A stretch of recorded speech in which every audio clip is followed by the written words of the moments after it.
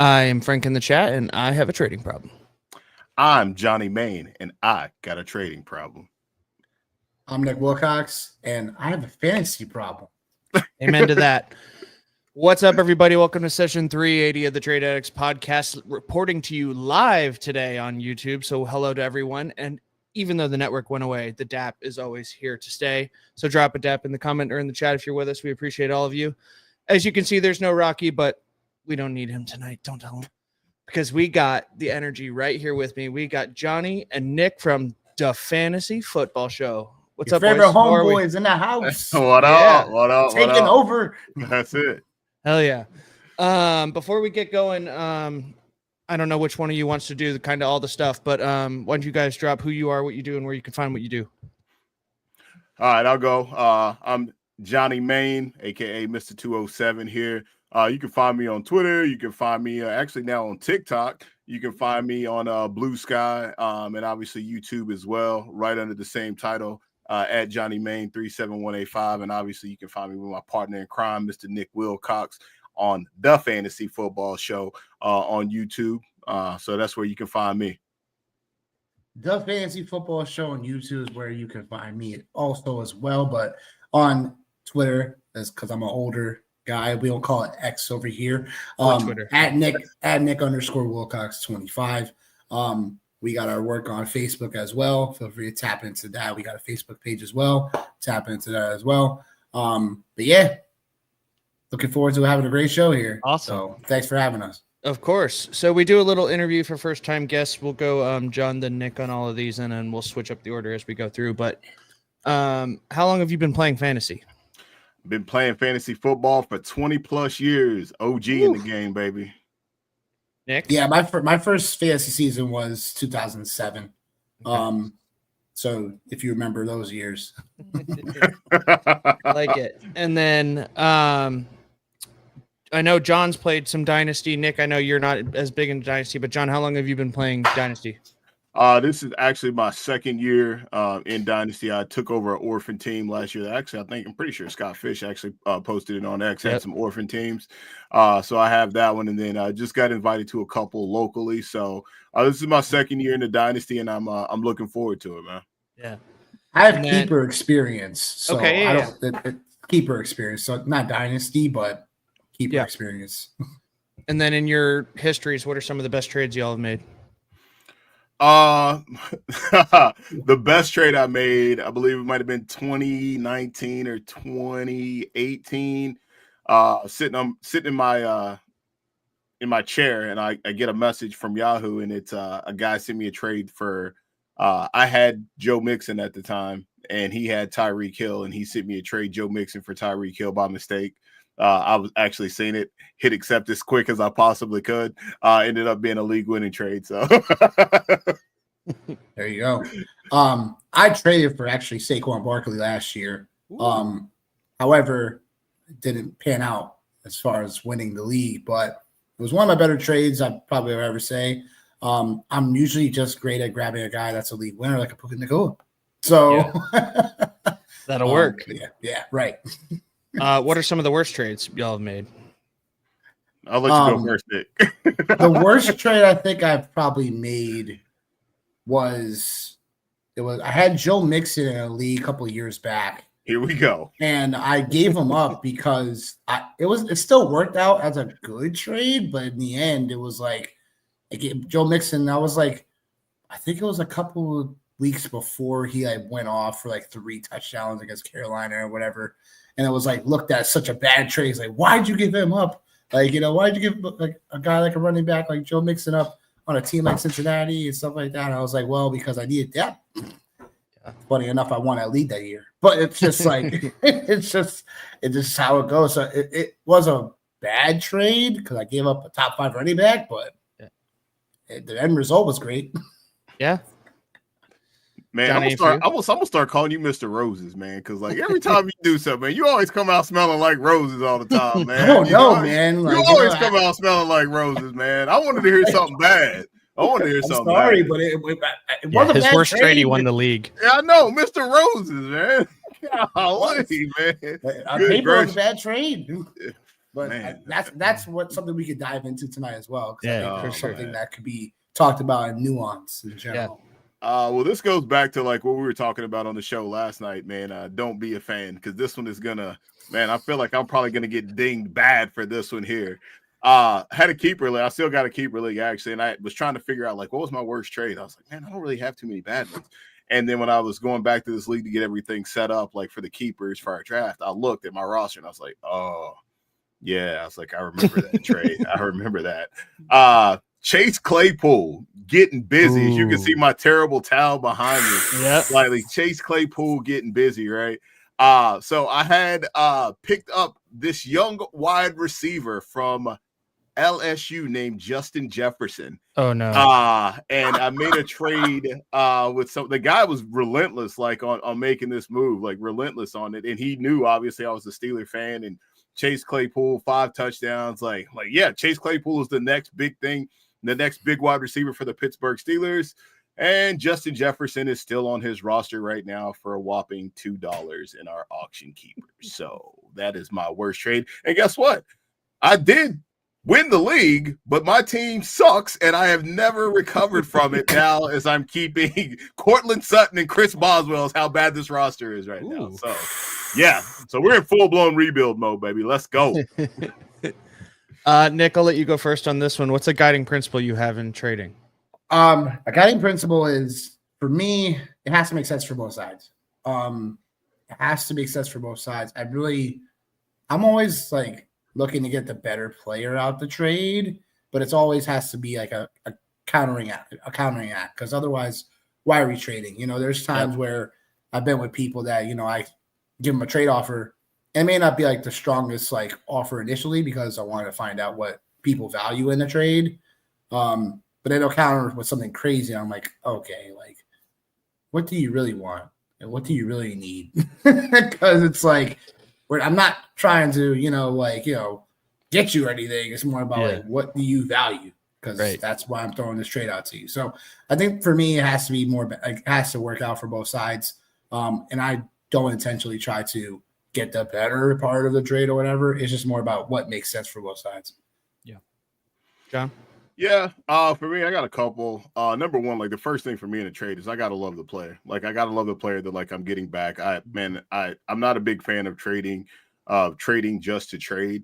That's one thing. And then a little bit opposite of Nick, man. I'm big on like the first initial trade offer. Like because a lot of times and again, maybe this is just me speaking, but a lot of times in that first initial trade offer, you're typically going to get their best offer, or either it's going to be extremely bad. So if it's extremely bad, that's just a big turnoff for me. I'm like, all right, like they're not serious about this. Like they're trying to pull one over on me. But if it's something that is significant and it has some value, from what I found in history, typically for me, like that first trade is actually one that's like, all right, like I think this is something we could work on. But like overall, man, you just gotta love the player you're getting in return. Mm-hmm. And like I said, I don't trade just to trade, man. Yeah. No, I'm not trading a running back. Just get a running back back. Yes, exactly. And I think that's something that people overlook is like, this is supposed to be fun at the end of the day. Like you're supposed to be enjoying this. And you're like, people try so hard to build up these like super teams and they get frustrated when they can't get like these certain trades done. And you're supposed to like what you're getting back. And you're supposed to enjoy watching these players. So I like that a lot. All right, let's get into the news and notes. So I know you guys are new on the show. A typical show tradition is news coming out like right after I post the show. So this happened again, and James Cook got his bag finally. 4 years, $48 million, $30 million guaranteed. He's an RB2, it seems like now, and probably for a while in Dynasty and with RB1 upside. But John, I'll let you go first. What do you think of James Cook going forward in this offense? And what does this do to like Ray Davis and everything? Oh, you know my man, Ray Davis. I love me some Ray Davis, man. Yep. No, I think like obviously like it still continues the path for James Cook, to be RB2 with RB1 upside. I think obviously like the touchdown regression is going to be there. I don't think there's any way that he hits that number or even close to that number again. Ray Davis is nipping on his heels for carries. I think we all seen what Ray Davis was able to do last year, just with the small sample size that we had that we seen from him last year. But yeah, I mean, I think James Cook, obviously,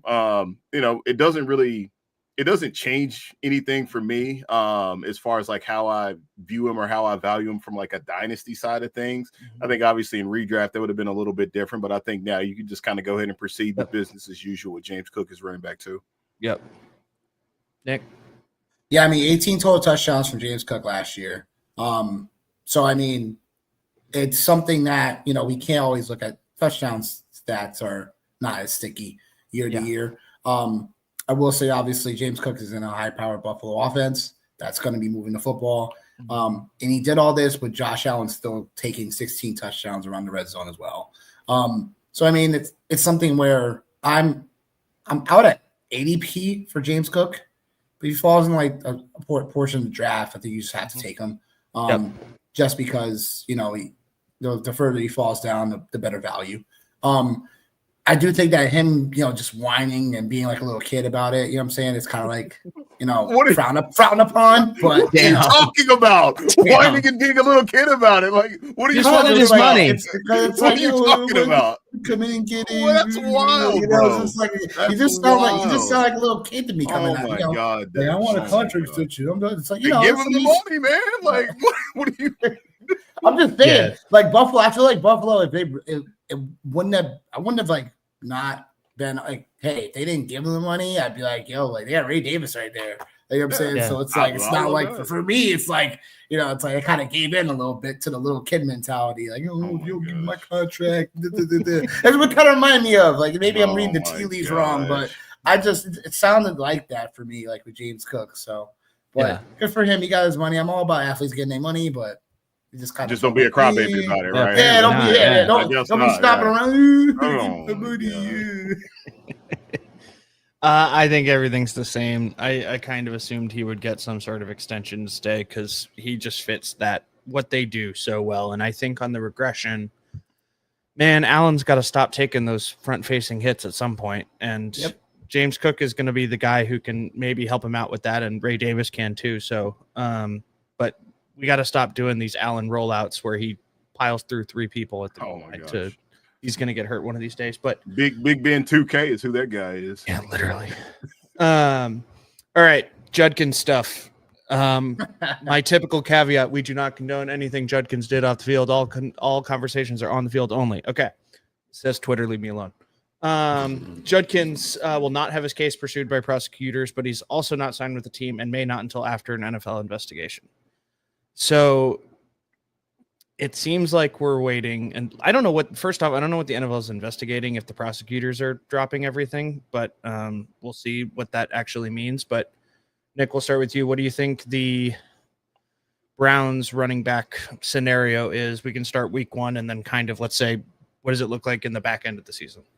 Yeah, I mean, look, Judkins purely a play if you believe that he's going to get onto the team, signed, and then get, acclimated with the team. And this is basically a bet on the second half for Judkins, where the Browns will, if you're predicting they won't have much to play for in the second half, they got to play their stud, runners and their stud, younger players in general. And then obviously Flacco gets benched and stuff like that. So I just feel like for Judkins, like we weren't exactly on Judkins because the beginning of the summer, he was going like early 7th round, whatever, like middle at 6th round, whatever. And people love the talent, 2nd round tag for overall pick. And the thing was, it's like, he was splitting with Henderson in Ohio State. And it feels like he was the lesser of the two there. So I liked him when he was at Ole Miss, but then when he transferred to Ohio State, I was like, he's not really separating away from, the talented running back room that it is. And then now he gets hot, sought after by the Cleveland Browns, but then also Dylan Sampson comes into the picture. So that's where, again, we've been more on Dylan Sampson all summer long because he's just been the value guy, and he's still the value guy, even with Judkins news. Literally, I got Sampson like 15th round in one of my home leagues I just had the other day. And it's really weird that people don't see Sampson as the guy that could be, featured a lot more. He has, the pedigree at UT. Shout out UT, right, Johnny? Shout out UT. I think he has a pedigree to at least have a decent role early on, splitting carries with Jerome Ford. And again, Judkins is not signed. The season's about to start. And again, rookie, not signed. Gotta get acclimated to do the system for the first 6 or 7 weeks or whatever. And then and that's if he doesn't get, anything handed down suspension wise. If you tell me that's going to happen too, then literally we're talking about again, their bye week is week 9. So it's look, there's a lot of bets that need to happen for Judkins to even be somewhat impactful for our fantasy teams down the stretch for 2025. So I'm not in the camp of Judkins at all, really. And, I wasn't in love with the talent of him. And, again, just give me the cheaper guy in an offense that we expect to, eventually, throw the football a lot more. And then if things turn around, should only benefit the younger guy, and that should be Samson. Yeah. I agree with everything you said, except for the fact that you used the word studs and Cleveland Browns in the same sentence. So I just want He's a Steelers people. He's Steelers fan people. Yeah. I just want to make sure I highlight that. But no, you're talking about, for me, he was never a guy that I was buying into. TreVeyon Henderson was always the guy for me at Ohio State for sure. I know Kevin Stefanski wants to run the ball. He said that publicly, that's what he wants from this Browns offense, is to be able to run the ball. And this guy, Quinshon, he fits the mold for what it is that they want to do for sure. But none of that's going to matter if he's not on the field or not in the building, until September or October. None of that's going to matter. And the next point, you're banking on, maybe week 9, week 10. And then there's also the other aspect of it is there's no preseason reps for him. There's no preseason reps or anything like that. So we really don't get a chance to see really what he's going to be bringing to the table until, later on in the season. And then by that time, sometimes, players take off. And Dylan Sampson is a guy that, even when we did our rankings of running backs going into the draft, Dylan Sampson was a guy that I had in my top 5. I don't even believe I had Quinshon Judkins in my top 5, and I still stand strongly on that. I stand on business with that. So for me, he's somebody that, unless he just becomes an absolute screaming value, in the latter rounds of a redraft league, man, I'll let somebody else deal with that, man. I'll let somebody else deal with that headache. I think in terms of dynasty perspective, I'm not selling Judkins yet, just because you can't. He's worth nothing. I think for Samson, and I've said this all summer, I was so mad Samson went to Cleveland. Same. I wish he had gone anywhere, literally anywhere else. Same. Dallas or Chicago. There was a lot of places he would have been a better fit, and he, it was really unfortunate. And I agree that Samson's gonna flash a lot. I would still say Ford is starting week 1, yes, but I could absolutely see Samson taking over as the season goes on. All right, more legal trouble. Rashee Rice got his hearing set for September 30th. So this actually, this was weird because he was supposed to have it, and then they're like, no, he can play 4 games. And then there was rumors that the NFL wanted to suspend him for 10 games, and the NFLPA said no to that. And he's basically cleared to go to Brazil, which, can we stop doing these games in Brazil and Sao Paulo, and just, can we stop with that? But he's cleared to go and play in week 1 in Brazil. But it's not not all for it, but not for opening the season, No, agreed. So has anything changed for you guys on Rice, knowing that, and John, you can start this one, knowing that 10 games has been floated, right? And he could be, theoretically hurt for the first couple games and then have his case and then be out. He could miss 2025 basically. Has anything changed for you? No, nothing's changed for me as far as the way that I viewed him. This is a topic that Nick and I have discussed, ad nauseum, and the same way I felt about Rashee Rice, a month and a half ago is the same way that I feel about him now. And that is that I'm letting somebody else deal with that problem as far as a redraft situation. A dynasty obviously is a little bit different because you're in it for the long haul. But for me, kind of to your point, is hey man, number one, we don't know how many games this guy's going to be suspended. One of the other things, Nick and I talked about offline a couple weeks ago was just dating back, and I'm not shocked that it happened now, but dating back to like the Ezekiel Elliott suspension, I think it was his second year in the league. Like he got suspended in the season, so like it wasn't even a matter of like the season before the season started, and he had the suspension, and then he was able to play. So I think there's that aspect of it.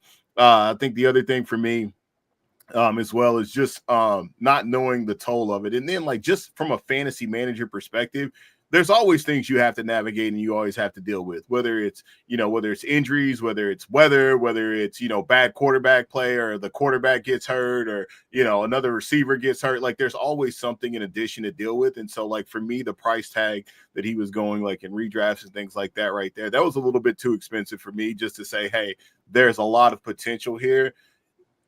I'm letting somebody else deal with that type of headache unless I'm able to construct a roster that like is absolutely able to support it, like him being like a wide receiver 3 or a wide receiver 4. Then I kind of open the door to it. But like that's just, again, that's another situation. When I'm picking in my top 4 to 6 rounds, I don't want to be taking a lot of risk, and I feel like that's just an unnecessary risk for me. Nick, anything to add? Yeah, I mean, Rice is someone I've just been wanting.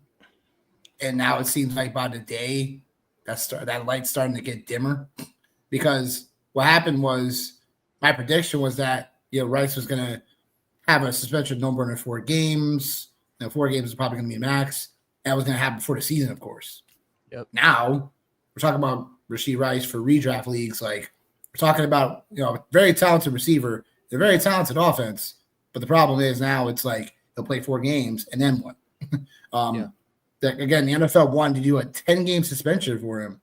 And it's basically his camp was like, well, you gave Addison 3 games. Like, why are we going to accept 10?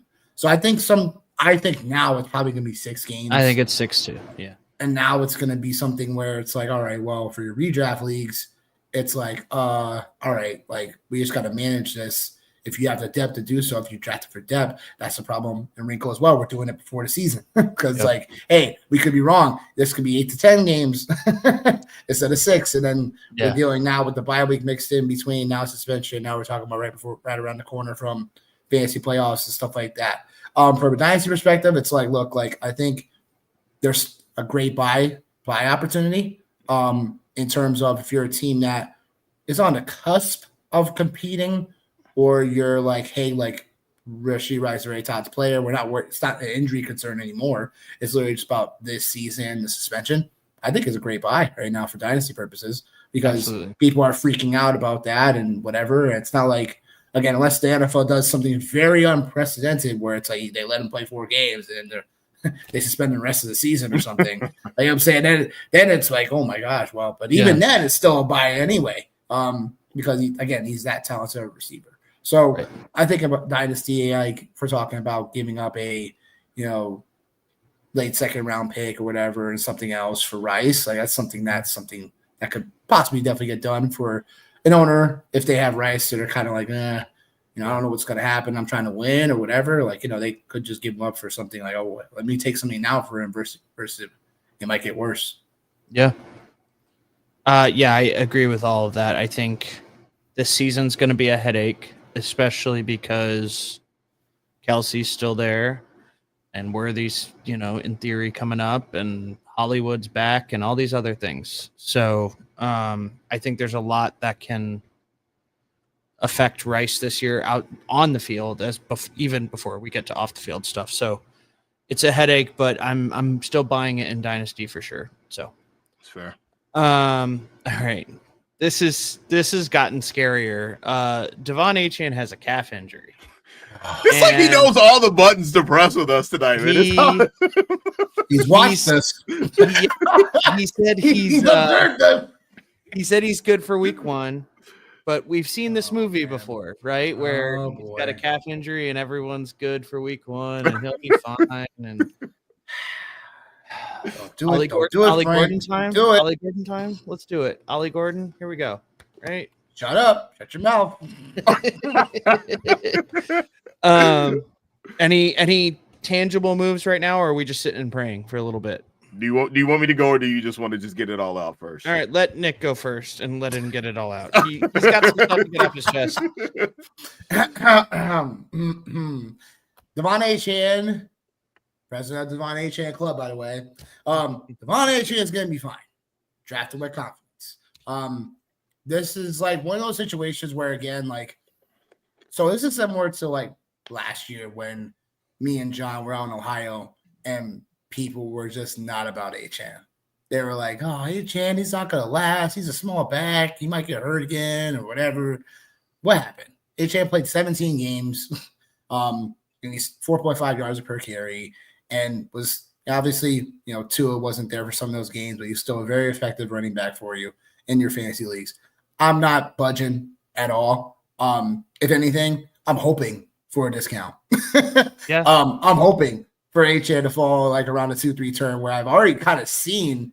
That's wild. I seen our guy Coop get Achane like at the 210 in a best ball today. And I'm like, oh, I hope that happens for my home leagues. Yeah. I hope people at Achane falls down because, again, what you're getting in Achane is a guy that I think is still very capable of having an RB1 overall performance this year because he's shown it that he does it in the receiving game. He's shown it he's done it in the run game. So I think that in general, like if you're really concerned about Achane, just go double running back for your first 2 rounds. Get another, get a guy in the first round you really like, and then grab Achane if he falls. Because that's what I kind of did last year. I was able to grab Barkley and then Achane last year. And we all know how that happened. So it's just one of those things where if you're really trying to give yourself some security behind something, then do that. But I'm perfectly okay if you're telling me I got to start a hero RB build with Achane. More than okay doing that. Man, Bijan, Achane, Higgins, like first 3 rounds sounds fun. Yeah. John, what do you think? Anything to add? Not a whole heck of a lot, man. I think obviously just anytime like you're dealing with lower leg injuries, like that's always scary. Just obviously we just dealt with this with Christian McCaffrey. We just dealt with it. I think there's that, and obviously just the build of Achane physically, I think is still always going to be a concern. It's not going to change my view on him for sure. Like I'm still going to take him with confidence, at the end of the first round, into the second round. Like it's not going to change anything. However, I do believe, like you were saying, Ollie Gordon, I do think it's a name to pay attention to. I'm a big UT fan, so Jalen Wright is somebody that like I'm hoping it works well. But just in the preseason last week, you could see Ollie Gordon, just his explosiveness. You could see also too he's got soft hands in the passing game as well. So I do think soft like Gary Coleman face. I do think there's a space for him for sure. But Devon Achane, man, wheels up on him for sure. Yep.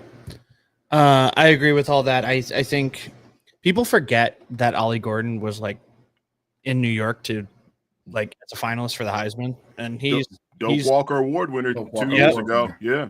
And, Oklahoma State last year was a very bad team, just had a lot of things go wrong. And I think that kind of buried Gordon. So I do like him as the handcuff over Jalen Wright. I keep wanting to say Jalen Samuels, which was like a receiver from like 2014. And I don't know why, but. No, that was a Pittsburgh running back, baby. Oh, that's it. Yeah. Yeah. So I don't know why I keep wanting to say him, but I like Gordon as a backup, but I agree. I think Achane's fine. And Nick's probably got that flight tracker on.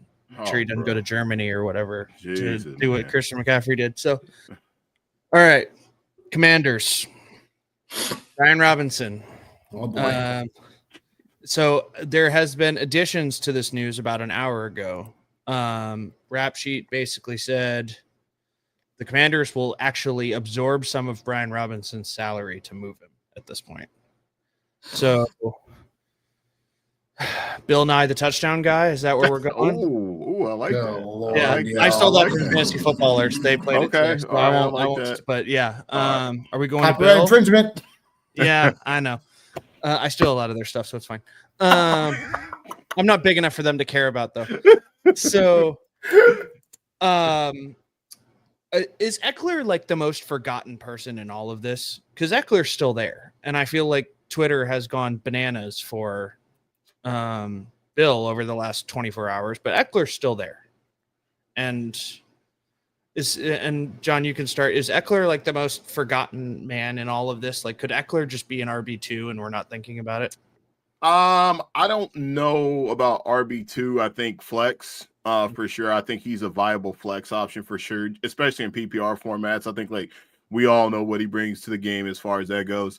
I mean, he did have some moments last season down the stretch where he did look good. And the other thing too with him is, it's a concussion thing, man. Like that's been kind of the bugaboo for him over the last handful of years. But he is a forgotten man, and I think like we see this happen every single year, and like we kind of seen it like in the Fans Classic. I was listening to Coop. They were just kind of talking about their Fans Classic and like how it's about players that are actually going to be on the field in week 1. And Austin Eckler he's gonna be on the field, like he's gonna get run, like for sure. Bill, we talked about it last night. Like, hey, like, where do you think is like a spot where you see him? I said, hey, man, I think it's just a matter of just replacing Brian Robinson's ADP with Bill's. And like, I think another element of this too is just a lot of home leagues and things like that. I say this again, sleeper. But like now that he's the guy now that like people know about, that's like, oh, like this is a guy like we got to draft now. Like this is the biggest change, and this is what's getting the most face time and the most storyline. So his ADP is probably going to be in a place probably by the time we draft on Saturday that it's going to be above where it actually should be. And like the other thing about it too, we talked about last night is like, yeah, this is preseason. Yeah. But do we even really know though? Like, nope. do we really even know? So like, it's a calculated risk that you're taking with him. And hey, I'm not saying he's going to be good. I'm not saying he's going to be bad. I'm just saying like, there's still a lot more questions than we got answers as far as that situation goes. Nick, anything to add? I would say, yeah. I mean, I'm in my eyes, I'm not exactly replacing him with Brian Robinson per se, but I would say Austin Eckler is definitely more on that flex train. The thing is that people are not talking about enough, and I posted it earlier today.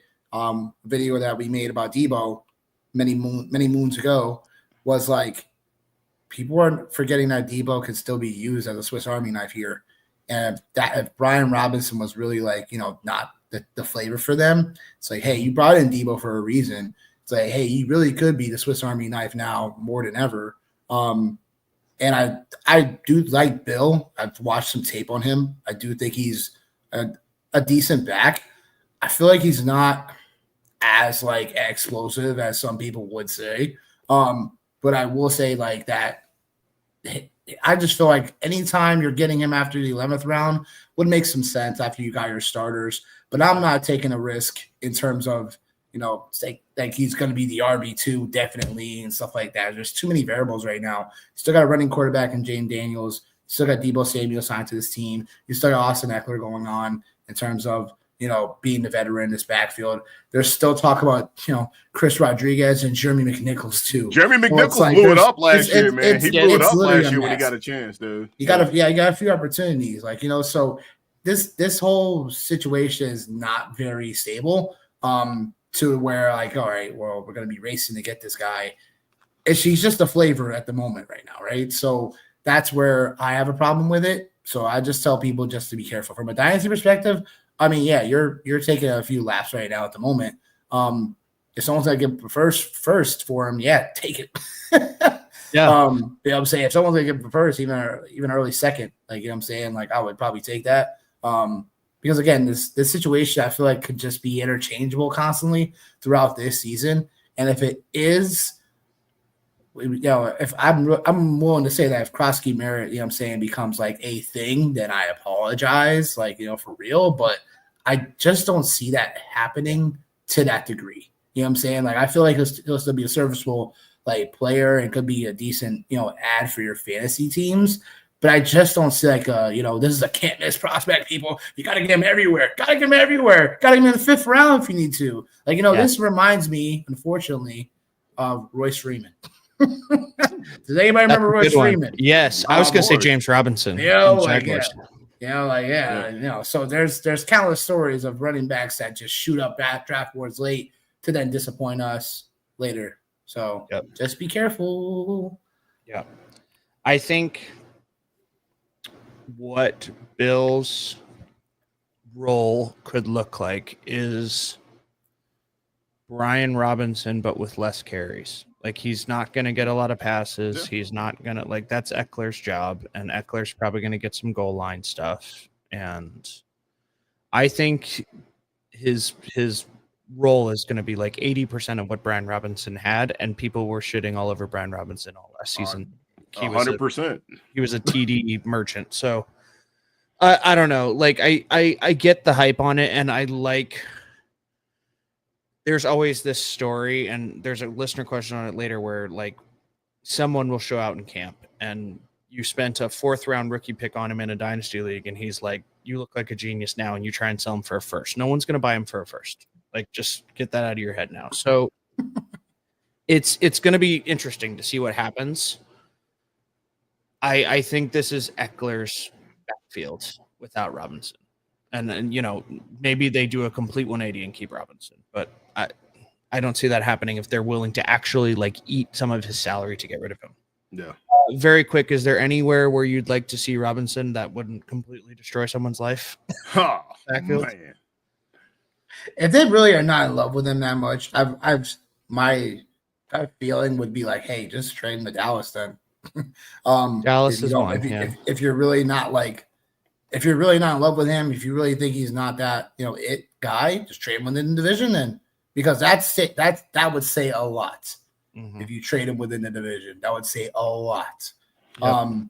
In terms of other teams and they're inquiring about him, and overall just like, hey, like, yeah, we're trading within the division. We need to get something for him. So, all right. But I think another spot that, you know, Houston would be a spot that, you know, is something That from a would perspective, say like, a lot, by you know. the way. That would say Mixon's hurt. Like, so. Yeah, they're very concerned of that. Yeah, right. Yeah. Man, listen, been saying like, again, that's another one. Been on that like all off season, man. Like with Mixon, Yeah. like not even, yeah, just the injury perspective and like just again like the production piece. Like there was a lot of red flags. Yeah, Dallas is a place. And I wouldn't want him to go to Houston, man, because like I've been getting like a lot of like Woody Marks, man. I've been getting a lot. I wouldn't want that to happen. Yeah. Yeah, I think like for me, when you think about like places where he could go, I think again maybe another team in division, the Philadelphia Eagles. That's a place that like they do a very good job. That'd be crazy. But like I'm just thinking about the teams that like always were like, damn, like I can't believe like this team like got traded to, you know, this right here, like, or this player got traded to this team right here. Like Philadelphia is a place, like Baltimore is a place that always like ends up in the mix, like in situations like that, just accumulating talent. So yeah, I mean, I think places like that, the Rams, I know like that running back, I know that backfield is what it is, but it just makes me think of teams that are always like sticking their nose out to get additional players like that. Someone said my Bears, which I guess I'd be fine with. As long as they don't give a bunch for him, because Roshan's probably done. And somewhere I heard that I don't want. Someone said the Bengals. Stay away from my Chase Brown. Like stay away. Yeah, that'd be rough. We all on That that. really be rough. My Taj Brooks, Really my be Chase rough. Brown. Yeah. They're happy man. little tandem right now. Don't touch it. Yeah, seriously. Don't mess up a good thing. Please don't. All right, 3 quarterback points I'll get to all at once. Jordan Love, first off, he said he's 100% for week 1. He'll be great when he throws for 200 yards, 2 touchdowns, and a pick. And then Flacco. Coming from a Bears fan, right?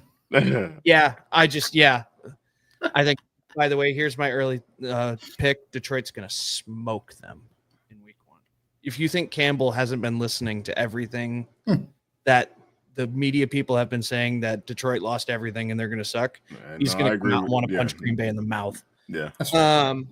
Joe Flacco starting week 1. Browns will carry all 4 QBs on the 53-man, which is wild.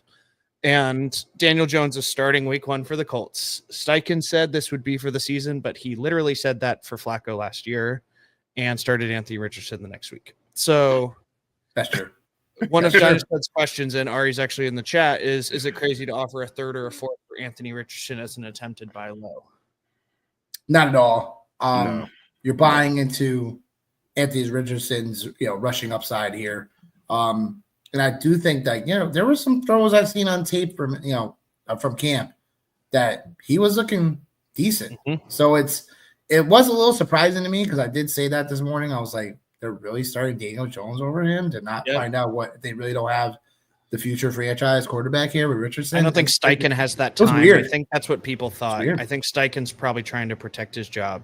And that's probably fair, but also it's like, hey, like, I don't know. Like, you're gonna put the whole farm on Daniel Jones? Like, okay. Yeah, right. All right. Yeah, I don't think there's anything wrong with it. Like, I think obviously in a situation like that, what you're getting typically like in your third or fourth round, pick as far as like a dynasty draft, like your rookies, maybe they make it, maybe they don't. And maybe this is a situation as well for Anthony Richardson. Maybe he just needs to change the scenery. I know that's kind of crazy to say. Maybe he needs to work with a quarterback coach. I think like if you just kind of, not to like shift gears, but like if you just kind of take a quick look at the way Trey Lance has looked this preseason, like he's looked like a different man with Jim Harbaugh. Or wait, yeah, Jim. Okay, like I always do that with Jim Harbaugh there, right? So I think like you kind of take some of that into consideration. And one of the other interesting things, like I've found really interesting about Anthony Richardson is 17 total starts from the time he was in college to the time he was in the NFL. So like we still truly don't know what he could be, and I think now we're starting to see a lot of quarterbacks who are younger.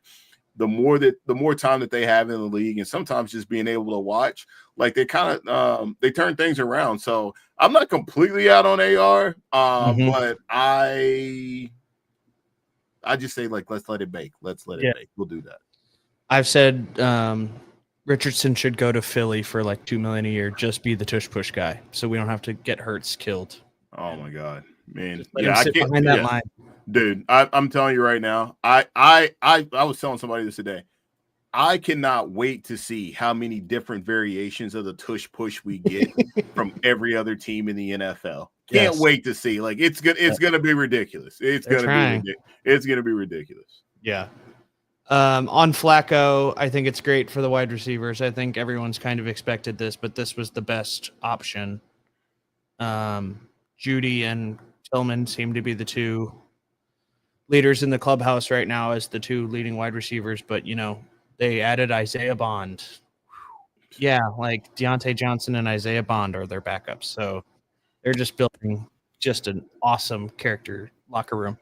So I don't have much else to add on the quarterbacks. I think Jones is probably the best option for the Colts right now if they wanted to win. I don't understand why they're trying to win. I think, to Nick's point, like having tangible growth for Anthony Richardson that ownership could see probably does more for Steichen's job than trying to win 8 games and miss the division title by 2 wins. Like, I don't know what they're trying to do. I did hear a stat today, not from the fantasy footballers, that Daniel Jones threw to his running back 17% of the time, and Anthony Richardson throws to his running back 6% of the time. So Jonathan Taylor should get more catches, hopefully. Oh my God. Gets a little bit of a bump. Sure. I mean, all those pass catchers in general definitely do. Because, all of them. Downs is a big one because he loves his slot receiver. Yeah. All right. I just put this on here because this is now just insane. 2 more Niners running backs got hurt. That now makes all of them. That's Garendo, Jordan James, Kiner, Taylor, and Abdullah. Taylor done for the season. Patrick Taylor's done for the season, and so is Abdullah. Can they practice anywhere else? I've said this every week. Can we just send them to a different part of the country to practice? Because clearly there's something wrong with this field. I don't know what it is. Really weird. All right, Jalen McMillan. Scary stuff, dude. Just said he has a severely strained neck and has been placed on an IR. Now, I always forget the IR rules at the start of the season. I think it's 8 games. Yeah. Yep. And between him and Godwin on the pup, the door is now open for Ibuka, and I don't think Ibuka's going to give it back. Nope. He ain't. Nope. Like it's time now, man. Like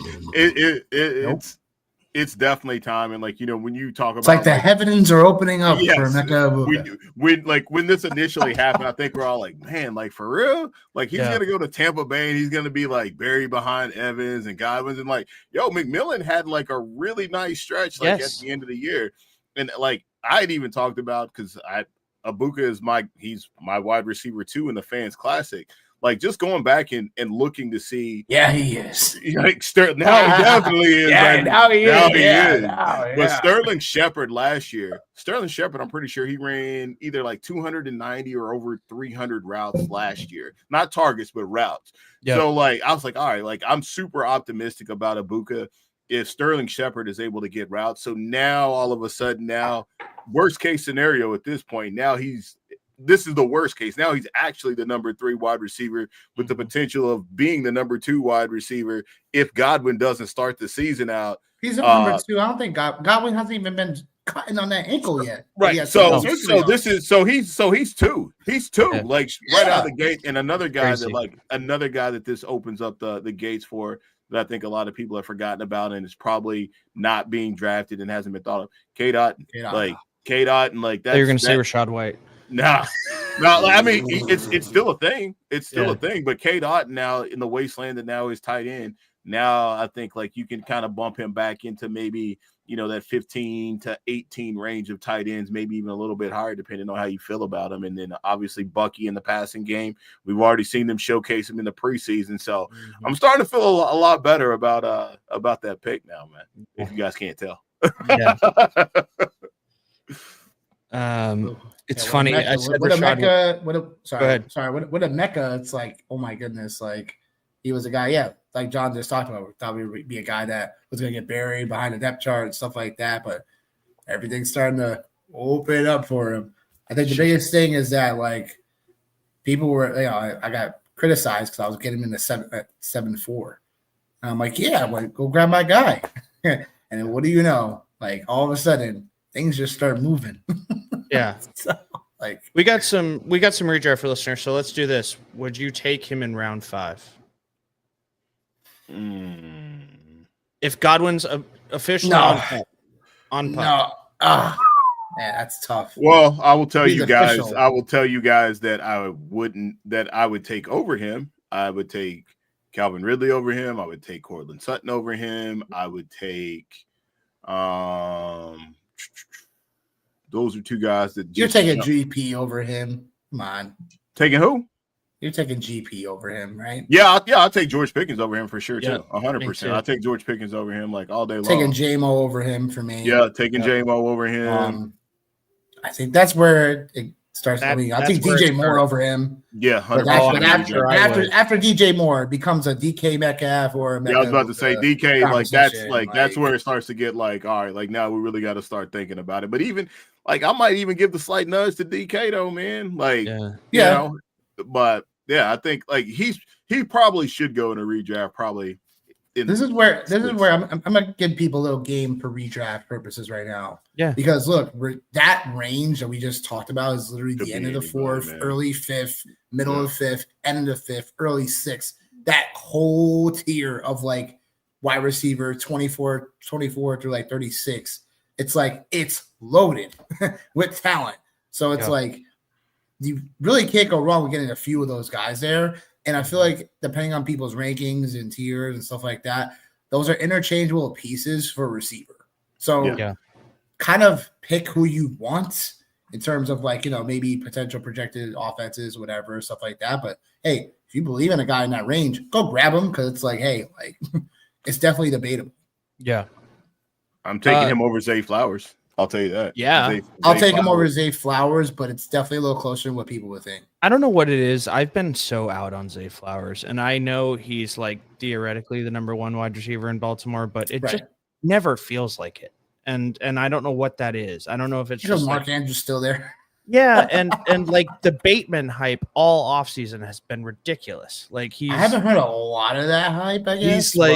He's gonna be like take the next step. He could be wide 1. Like he's got a lot going on. So Dynasted also asked, what would it take for you to move off of Ibuka? He got offered a 1 and a 2 already for Ibuka. Ari, where was that pick, by the way? I see you in the chat. Where was that pick? But would you guys take a 1 and a 2 for Ibuka right now, or are you riding this out? I'm kind of a jerk in this space because I always say this, and Nick knows it always makes him laugh.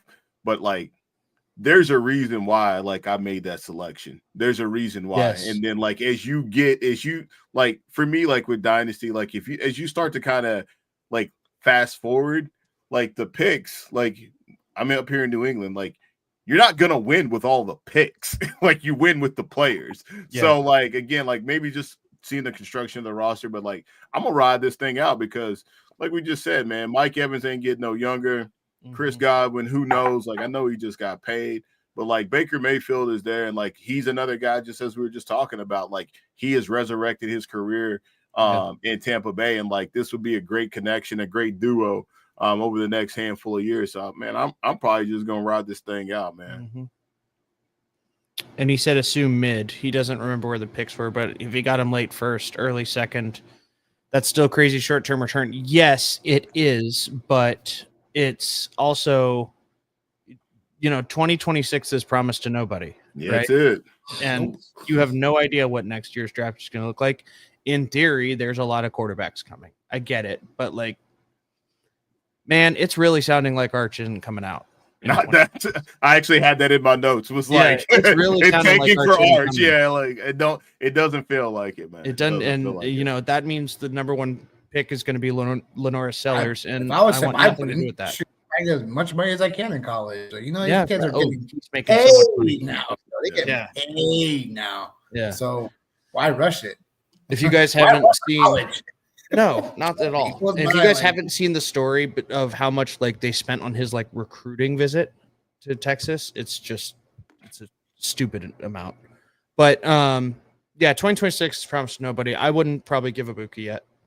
I'd hold, and I have been someone who's admittedly been out. out. The next Malik Neighbors, bro. Yeah, literally.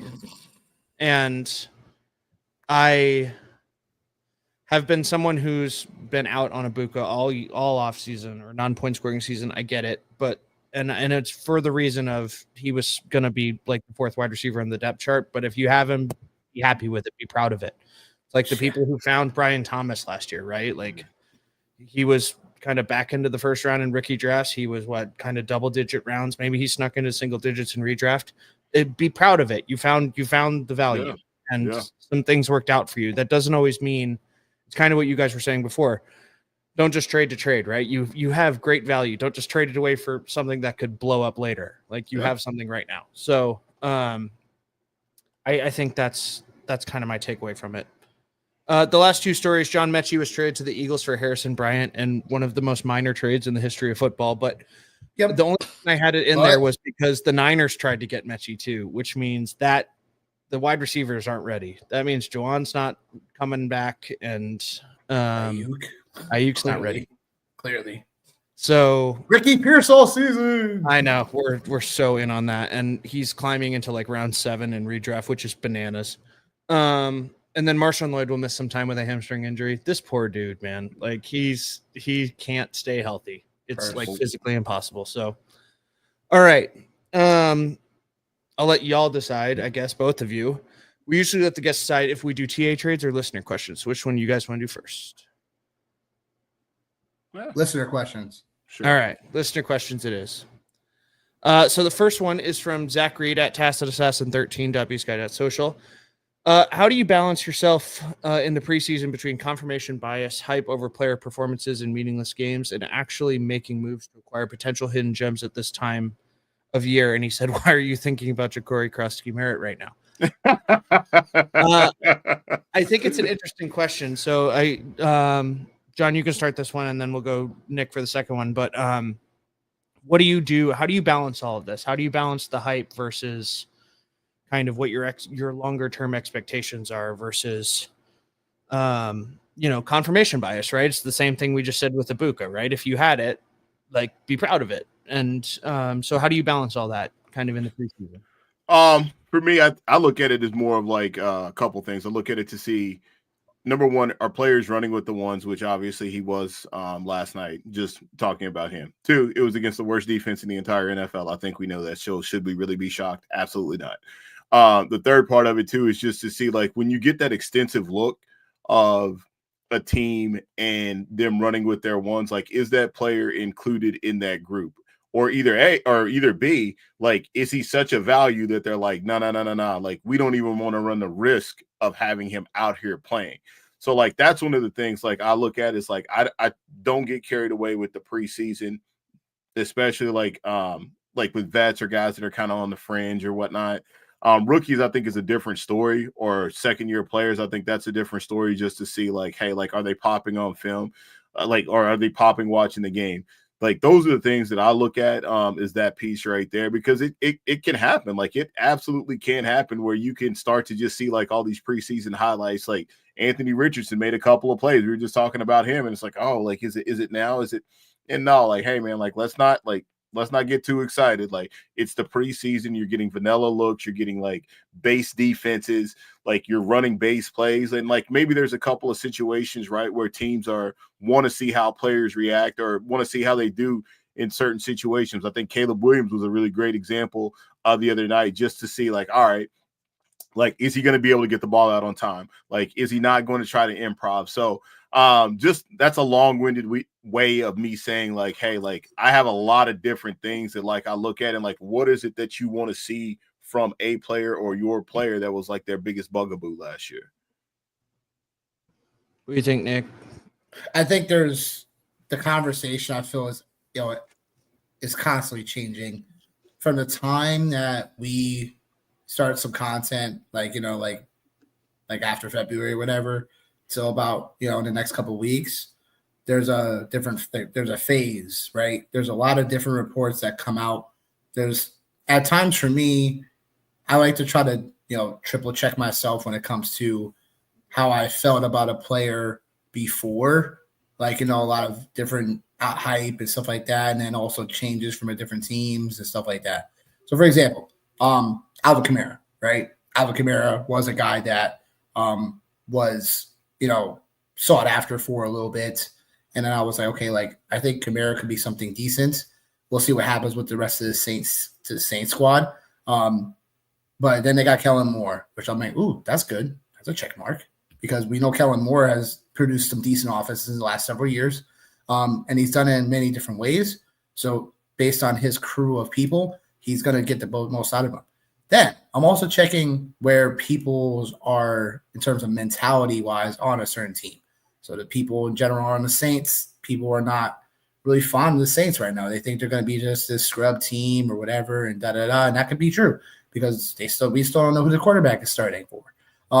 However, I still believe in the pieces around this offense: Kamara, Olave, Shaheed. So those guys are going, Kamara's still going pretty up there, 4th round, whatever. And that's fine, because Kamara has done it before. He's been a top 5 finisher at the position. So that's another example of, like, okay, like, I'm pretty much key on that. I still want Kamara, but there's other guys I still want. But if he definitely falls, he's someone I'm like, ooh, I'll definitely scoop up. But I'm more interested, my point to run home about this, I'm definitely more interested in grabbing a Olave, grabbing a Shaheed, because those guys are severely getting overlooked in general when it comes to the community. And I'm definitely about taking those shots. So how do I separate what's news and what's noise? Is that you have to overall, like what John was talking about, you got to make sure these players are playing with the ones that they're getting a ton of reps in that overall preseason games. Like, hey, we haven't seen certain guys. It's like, hey, that's a good thing at times as well. So the biggest thing I can tell you is to not overreact at times. Take the news for what it is from a certain outlet that you trust, and then also review, like, again, how you viewed a player, coming up to this point, because there's different phases of the offseason on how you look at a player and how, if something may have changed, if they didn't change. All right, cool. Because we're always doing that. Like, you're not going to always have a take on one player and then that is it. Like, some things these things are just ever changing. So you talk to any analyst in the field, they're going to tell you that same thing, or at least they should. Because again, like, most of us, like, I'll be honest with you, are like 58 to 61% right on most of our stuff. So most times we're going to be close to getting something wrong, but also it's going to be like, hey, like, there's a chance that we're definitely on the hook, like, in terms of what we're seeing. So there's just going to be times, and that's just the average. But I will say that, again, deciphering what's news and what's noise is definitely critical, because that's going to give you a micro advantage when it comes to leading up to your home leagues and even your dynasty formats, obviously, because if there's a news outlet saying one thing about a player, all right, cool, he might be on the fringe. Like, ooh, okay. Maybe I can see if I can find a way to get creative and trade away this player that I'm not in love with. Cool. Like, you know what I'm saying? Like, or there could be the opposite. Hey, there could be a guy I really like, whatever have you. And it's like, I don't think people are reading the tea leaves on this. I could look to see if I can make an offer on this. Sometimes when it comes to just this game of fantasy in general, it's about going with what you're also seeing with the statistics, but also what's your gut feeling. Because sometimes gut feelings are also a great way to be like, all right, well, if I'm wrong on this, I don't care if I'm right. Because it's like, all right, like I wanted this player and I do believe in the situation that he's in. So no, I think that's great. And I think kind of going along with the gut feeling, one of my things I've always said, and it's my like guiding principle for trading, is like, don't be afraid to be wrong. Like, you have to make a take here. And as you said, like, I think like top experts in all of like fantasy are like 60% right every year. Like no one's perfect. So you got to be able to kind of stake your claim and understand that you're going to get some things wrong, but more often than not, if you kind of look at and pay attention to what you're doing, then you should be in a good spot. And then his second question was, is there a veteran who is being slept on while most of the community turns its eyes from hot new thing to hot new thing? How do you approach lineups from making sure that you get a roster that allows you to start a competitive squad to the week-to-week grind? So the second one's kind of a dynasty question, so I'll get to that part. But sure. Is there a veteran that is being slept on? I think Eckler is one we've already said. I think that's a good answer to that question, but you guys have any others? I wouldn't call it being slept on. I mean, maybe for where he's being drafted at, and I think like that's starting to change. But Steph Diggs is a name that just like pops to me, just like in that space. And I say that because like I know, like I said, I live in New England, so I know this week I am not even going to have a chance to sniff Stephon Diggs. I'm a big Steph Diggs guy. I was on him when he first came out. My first ever high stakes league, he was a guy I picked up off of waivers, and I've just been a fan ever since. Like, he looks really good right now. And I think with Josh McDaniels at the helm, as far as calling the plays, I think schematically there's going to be weeks where he is going to go absolutely bonkers, because the one thing J-Mac can do is he is a hell of a play caller for sure, and he's going to put players in a position to be successful. And I think Diggs' ability to be outside, to be inside, and what New England is going to be able to do as far as obviously TreVeyon Henderson, Ramondre Stevenson in the passing game as well, which, I kind of like him a little bit later on as well, because as much as we love TreVeyon Henderson, Dre's still going to see the field as well. Yep. Nice flex play. But I think like that's a guy that really, really sticks out to me, that could give you the way that he's being drafted. Like, he could end up giving you wide receiver 2 numbers, even though he's being drafted as like a later wide receiver 3, wide receiver 4-ish, depending on the room that you're in. So that's a name that that really sticks out for me from the veteran side of things. So, I mean, there's definitely a couple of receivers that aren't getting enough love, and it's because receiver is just such a deep position. I'll go deeper on this position because, like, I think that Stephon Diggs is definitely someone that, like, we could definitely see him be, like, someone that comes out of nowhere and is getting back too close to where he was a couple years ago as being a high-end wide receiver 2, borderline wide receiver 1. That could totally happen. I think that for deeper formats and for older ballers, so to speak, I think Adam Thielen's got one more year left in him.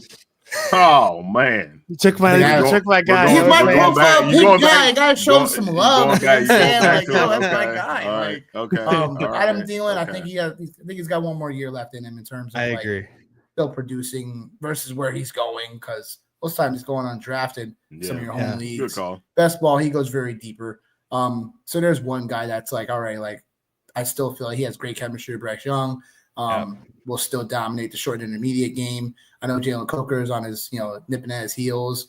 But also I think Thielen could have one more, renaissance year in terms of like what he can produce. because last season in general, the first half of the year was like, oh my God, Adam Thielen coming around the corner again. I'm like, yeah, I know. And look, and he actually performed pretty well in your playoffs. So again, like there's a player that I think older baller guys. I think another one that because he just signed with a team, Keenan Allen, makes a ton of sense because the chemistry with Justin Herbert's going to be there. You got a receiver core that's relatively obviously young. QJ is definitely not it. And he got hurt too, right? Chargers, Didn't he get hurt he this? did. Yeah, he got hurt. He did. Yeah. Okay. Yeah, because he dropped the ball too much. That's what happens. But there's that. But one more guy I want to talk about, and he's a player that is going to hopefully mesh well with his new quarterback, and that's Darius Slayton of the Giants. We all know Russell Wilson likes to throw a deep ball. Darius Slayton is a deep ball receiver. So this is one of those under the radar, may not happen, but they paid him. Darius Slayton, a receiver for the Giants, and the Giants have told us the last couple of years, we don't like Slayton. What's going on? Can we get something for him? Can we trade him for a bag of bagels or something? Like, what is this guy still doing here? But then they paid him this past offseason. So Russell Wilson, his combination of throwing the deep ball, stuff like that. Obviously, Neighbors, obviously, superstar receiver. But the Giants, I feel like if the Giants are going to be anything relevant, it'll be Wan'Dale Robinson along with Neighbors, along with Darius Slayton. So he's someone a little bit more deeper where, like, if you have him in a dynasty roster, it's like no one's going to want him anyway. So it's like, why not see if there's something there with him? Because he's been on this team this long, and now he's changed their opinion on him. So those are some fun guys that are veteran-y going later. Yeah, I have a few. Khalil Shakir is perpetually underrated as probably the number one wide receiver in Buffalo. Again, I've been saying the last couple of years, though. I know Keon Coleman is. I know Keon Coleman's getting a lot of camp hype, but let's see, he's got to stay healthy. And the other guy I would say is Gesicki.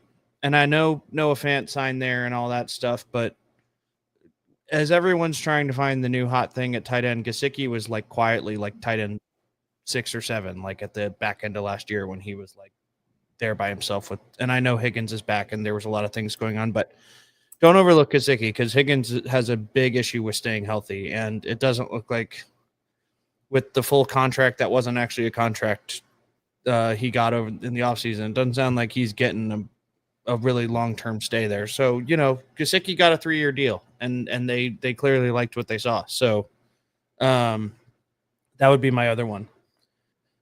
He said, as far as excitement for fall, I'm headed to Orlando in 2 weeks as my kids go back to school to spend a week solo at Halloween Horror Nights at Universal. That might be the glorious sentence I've ever written. And then Jonathan Smith at DFF_SJonathan02 said he's excited for the change in weather. Summer is overrated AF. I agree with you, man.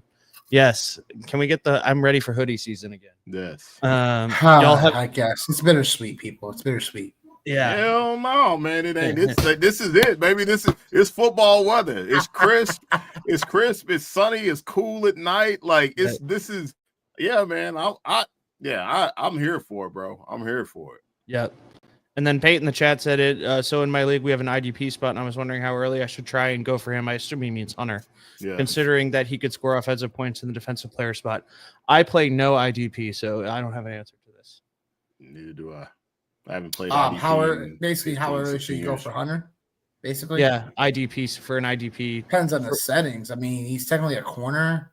Corners are the position that doesn't score a ton because they don't get a lot of sacks. One IDP spot for one IDP spot. That's definitely tough because technically you're drafting him as a receiver that could play the IDP spot. So it's the settings. Yeah, it's the settings. Yeah, right. So I would say, I mean, look, I still would probably take him around where he's going.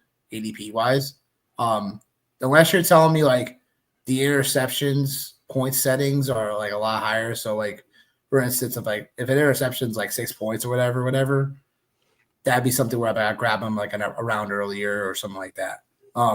Because most times, again, from a DB perspective, in some of these settings for IDP, it's going to be like, all right, like you get this much for a sack, this much, whatever.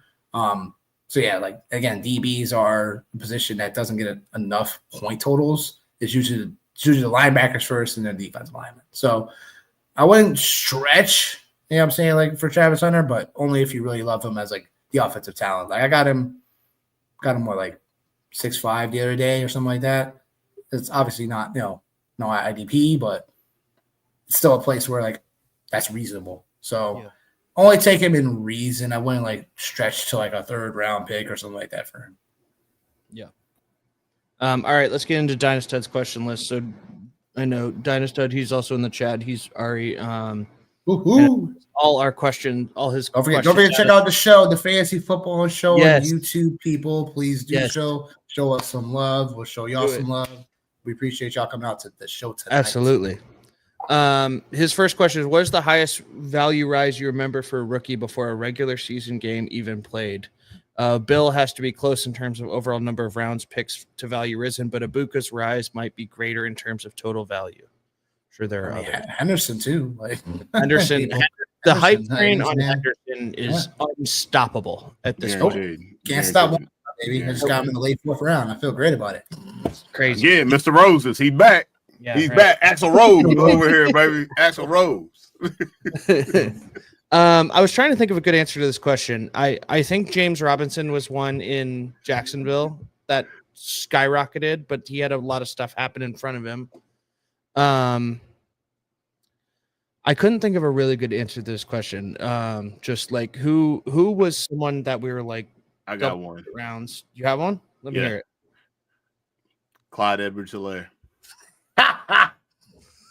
That's a good one. Yeah. Like he literally, it went from, because I believe, I want to make sure I get it right, but like, didn't the Chiefs win the Super Bowl that year? And then they drafted him at the 32. Back at 32. And it started off kind of like, all right. 1st round. Yeah, it's kind of started off like, oh, all right, well, like here's like, a 4th round guy. And then like, oh, well, maybe not. Like here's like a 5th. So like him and then another guy that actually just in the same breath, actually, as I'm kind of thinking through it, is like Kareem Hunt. Like, it's a similar thing, man. Like it was a similar thing. So those are 2 names. Like when I seen this, I was like, those are the only guys like I can really like think of that like just like skyrocketed like to RB1, top 2, top 3. I know even in some high stake leagues, when Clyde Edwards-Helaire his first year, I'm pretty sure I even remember some analysts taking him like 1 overall. Like so that's like I don't know if you can get more aggressive than that right there for a guy who's never taken a regular season snap. Yeah. Ari in the chat saying CEH bypassing Jonathan Taylor for the 101 in rookie drafts is that year's stuff of legends. It's true, man. That's crazy. Boy. Nick, you have any in your head? Not from a dynasty perspective, but like I said, Royce Freeman was a guy that started a race. He was like 9th round, and then he shot up to like the 4th round. Like, you know what I'm saying, redraft season. James Robinson, we talked about him a little bit too. Like he started racing up the board as well. Like, I'm like, oh my gosh. Like, I even remember Ronnie Hillman one year. This must be a thing about them or running backs, but he went like he was going from like undrafted to like the 9th round. Was the guy on the Giants named David Wilson? Yes, I remember him. Yes, I remember him. He was another guy. Yeah, he hurt his neck. Yeah, I remember Boise him. State or something. Yeah, number 22. I remember him. Yes, sir. Yes, sir. So definitely some countless names. Trey Sermon in San Francisco. Everyone thought he would be like the best guy in San Francisco. Yes. Roman in the chat before we get on to the rest of Dynasty's question, he says, which rookies are you mad that you do not have more shares of now we're getting closer to the season?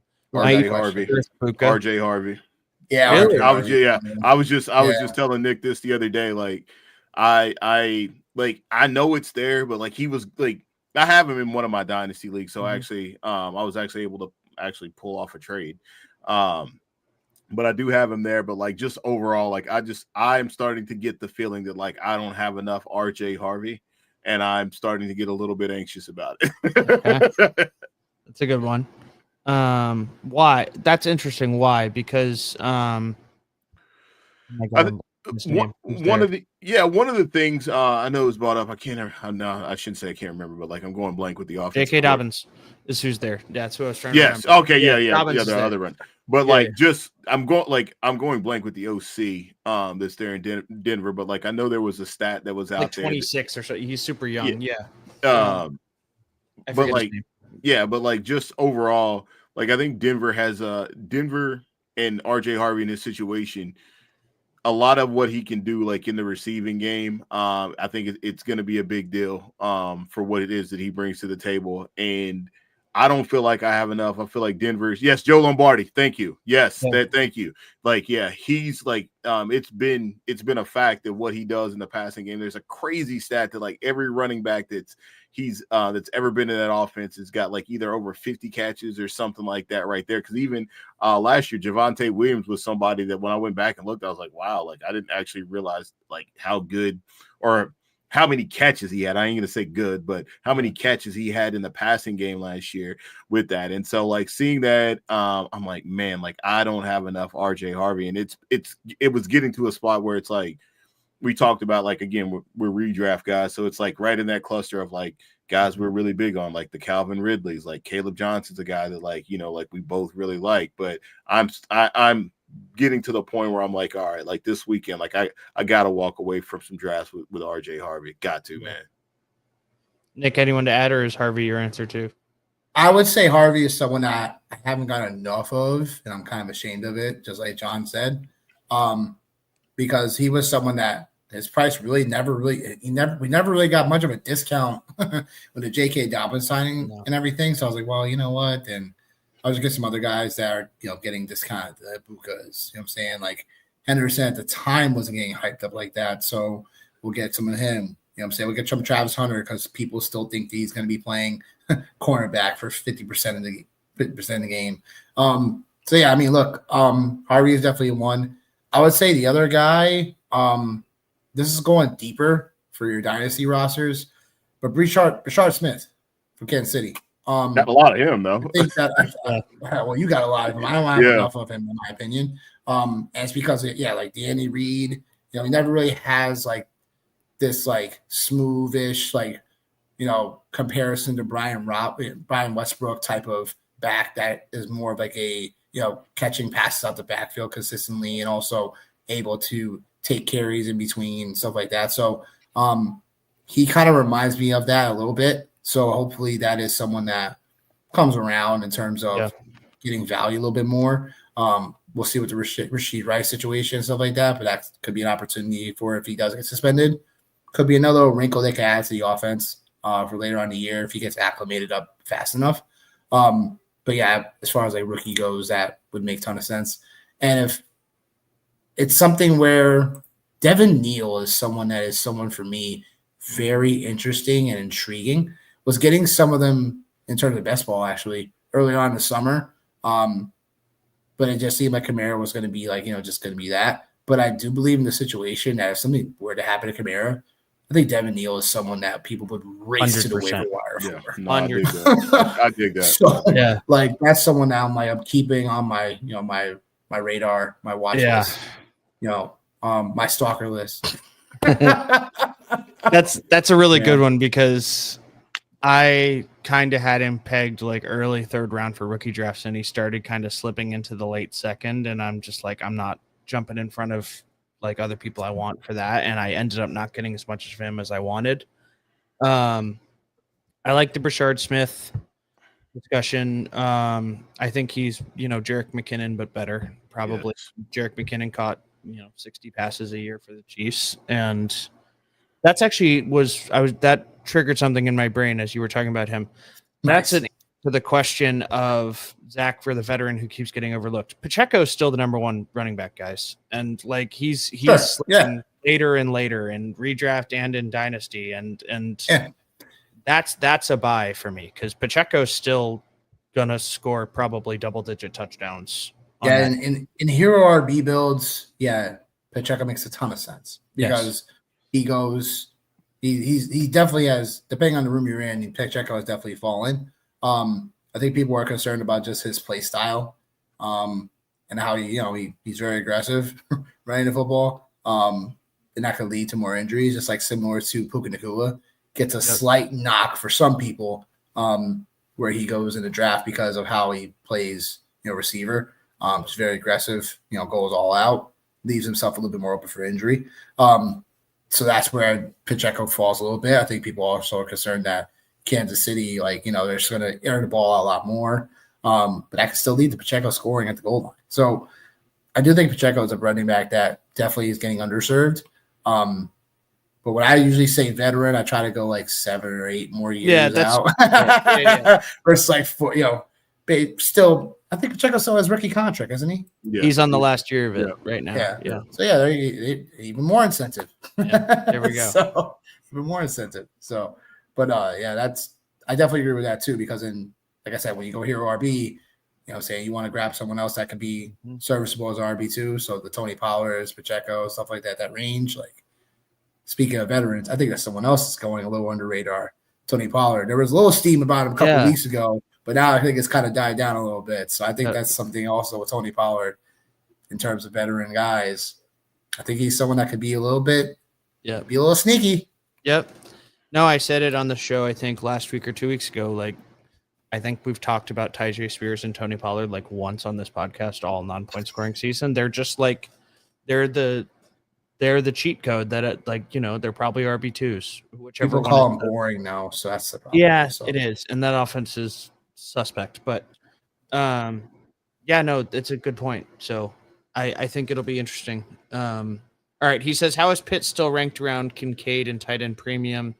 This is probably dynasty stuff. Kincaid had more receptions in his one healthy season than Pitts did in his best year. I saw that earlier. Occurred much more recently, and he has a better QB and less target competition. I don't really agree with that last part. No. I'm a former Pitt stan, but this is Kincaid's year. Listen, I was the president of the Kyle Pitts fan club last year. Yeah. I took him yes, he was. Yeah, every draft. Had to kill you as a Tennessee fan, by the way. Which had to kill you. Yeah. And this is a year that he'll actually do something. Yeah, but that's all right. That's cool because, he's going for the low, so that's cool. I kind of to your point, Frank. I don't agree with the last part as far as the target piece. I think one of the things with Buffalo is that is one of the demises for that team is Josh Allen is going to spread the ball around.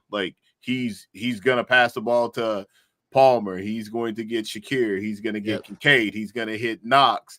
He's going to hit Keon Coleman. There's a lot of guys. I think in Atlanta, it's a little bit more. It's a little bit more focused as far as where the football is going.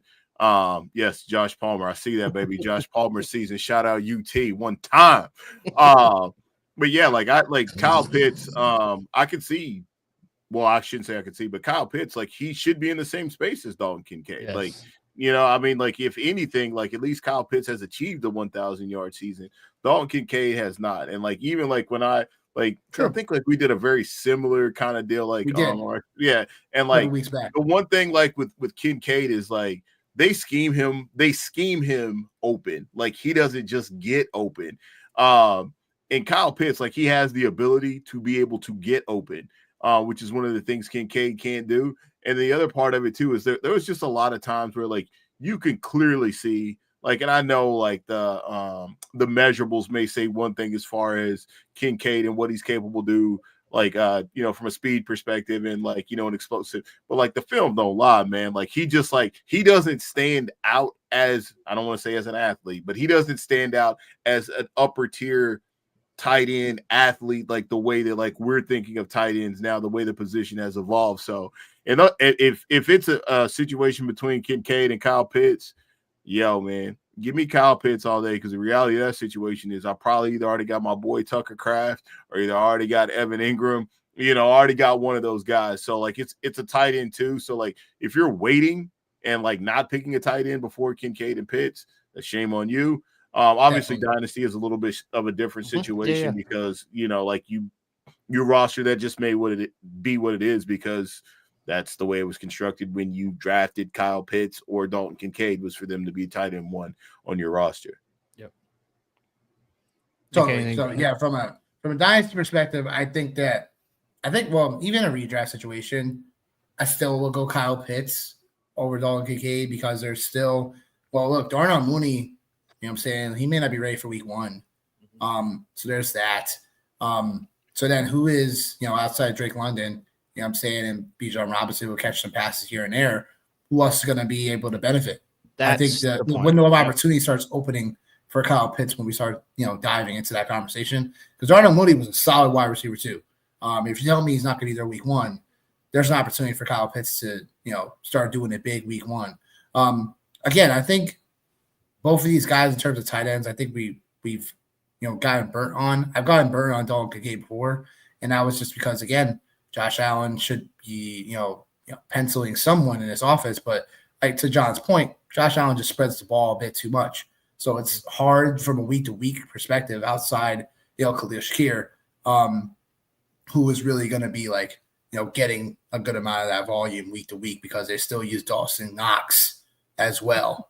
So like Kincaid still doesn't really get like this full share of snaps every week. So the difference between that and also Kyle Pitts was that Kyle Pitts, the reason why he wasn't getting much snaps was because, again, he's sort of underperforming and stuff like that. They were changing up the offense a little bit here and there as well. But, Penix was still looking okay and still looking for him. And there's nothing but good talk about them throughout the offseason about trying to utilize Kyle Pitts. So this is where, again, like I'm willing to take the stab at Kyle Pitts once again, because I do think that he's going in like John said, he was going in a tier and where we already have our starter at tight end, or at least we should have our tight end. But even if we don't, he still goes in a range where it's still formidable to have a decent tight end room. Because he still goes like consensus has Kyle Pitts at the 10-6 right now for tight end. So he still goes in a range where, he still goes before, on a consensus basis, he still goes before Jake Ferguson. He still goes before Dallas Goedert. Yep. So that's where, again, if you want to take 2 tight ends from that area, I don't have any problem with it because, again, you're probably the last team to draft tight ends. So you're going to be able to, grab at least a couple of tight ends that, should have a decent floor or the other should have a decent ceiling. So that's where, again, you could, mesh that room together. Jake Ferguson is someone we've talked about before as someone is going very overlooked. Guaranteed. For a Dallas offense that has to keep on throwing the football from a game flow perspective. So that's where, like, if you like Kyle Pitts, grab him at Ferguson. Or, grab him with Dallas Goedert because the Eagles should be throwing more than what they did last year because they were the team last year that finished with the least passing attempts last year. So, but although Dallas Goedert's dealing with an injury, so be careful with that. But that's why I said Jake Ferguson first. So, I do like Kyle Pitts because we're getting him way cheaper than we have ever gotten him before. Yep. So why not? If it's not working out, you can always just keep him on the bench. Some people were downright just cutting him last year. So, it's okay to take the stab here. I think it's interesting. I have said this all month, the last couple of weeks. I have no idea what the Falcons are going to be. If you told me they finished outside the top 20 in offense, I'd believe you. If you told me they finished inside the top 10 in offense, I'd believe you. I don't know what they are. They have all the talent to do it. If Penix can put it all together and the offensive line doesn't fall apart like it has, although I think it's already like they lost Dahlman and we'll see what happens with the rest of it. But I would still take Pitts because he could be a boat. And I don't think Kincaid has any chance to do that. If I were to tweak what Ari was saying, it would be that the quality of catch competition or target competition is higher in Atlanta. But that doesn't mean there's more of it or less of it in Atlanta. I think they're correct in Buffalo. The other and I won't go on a tangent with this, but the other part of this too that I think you got to take into consideration with Pitts. Kirk Cousins was not Kirk Cousins last year, which is obviously why he got pulled. That's obviously why the Atlanta Falcons, for whatever reason, we look back on it now, whatever, they drafted Penix. The last time he played with a capable and competent quarterback, he gave that 1,000-yard season, and that was the last season with Matt Ryan. And granted, it was only 1 touchdown, but that's what you got. So there is a variable that could change but with the Buffalo Bills, the variables that are changing, like the main variable isn't changing. So like I think this is just kind of what Dalton Kincaid is, man. And like I think this is just it is what it is. And Kyle Pitts, like let's do it. Let's run it back again, man.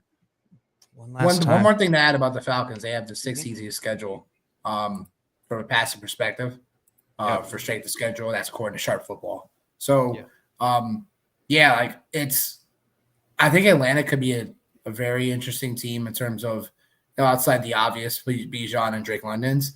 It's like I'm looking for the Mooney. I'm looking for Pitts because that should be an offense that still should be benefiting from an air raid perspective. So I'm grabbing one of those guys right around where they go anyway because Mooney, we're getting that discount right now. I see him go at 11th round, Darnell Mooney. And if someone's not on Darnell Mooney like that from a dynasty perspective, that's a mistake because once he comes back, he's slotted as a solid wide receiver too in an offense that I do think that, Vegas has Penix from a yards perspective had a pretty solid line. I think it was, when I looked at it the other day, I think it was like 3,800 passing yards, something like that.